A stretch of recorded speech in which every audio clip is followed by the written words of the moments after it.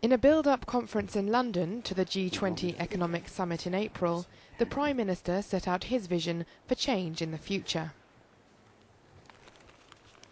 We have got to look then at how the G20 can come to arrangements internationally that make some sense. And really the same problems that arise in a domestic economy are arising in the international economy. Banks need recapitalised. Monetary and fiscal stimulus is essential.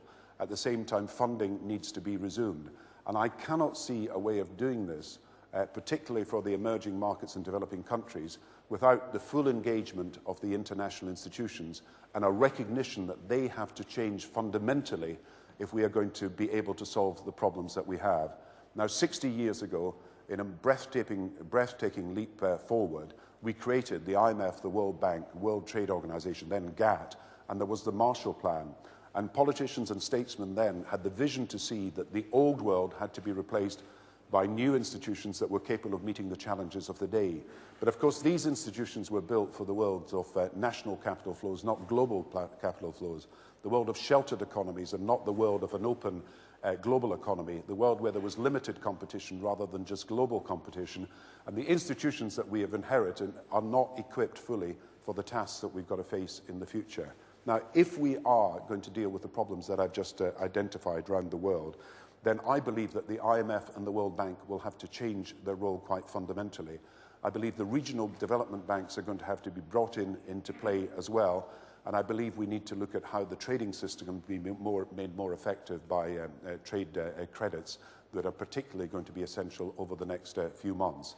How do I see the IMF developing? I see the IMF developing its surveillance function, rather like an independent central bank, rather than a political committee, being able to give us the sort of early warning signs that are needed in a world economy, working with the Financial Stability Forum. I see its lending arm as changing, and I believe that we should be thinking at the moment of a loan facility or trust fund or a new injection of SDRs to put the IMF, which is after all only 250 billion of reserves at the moment, in a position to help recapitalize banks in the emerging markets and in a position to speed up the funding that is necessary for these banks to be able to deliver to the economies of these countries. I see the World Bank performing a role that is similar in developing countries.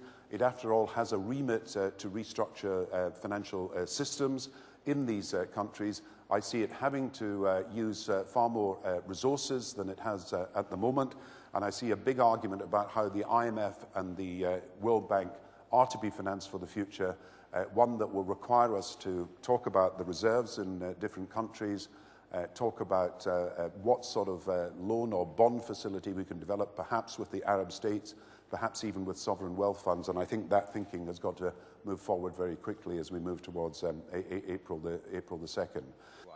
The Prime Minister said the key was continuing globalisation. Those of us who believe in an open, free trade, flexible but inclusive and sustainable globalisation have got to be able to tell people by the policies that we pursue that protectionism is not the answer. We've got to be able to show people that the international institutions can work well. We've got to have national policies coordinated in the international arena for them to work, and then we'll be in a position to defend the open, free and indeed sustainable and inclusive globalisation we want. He also spoke out against unwarranted financial bonuses in the city.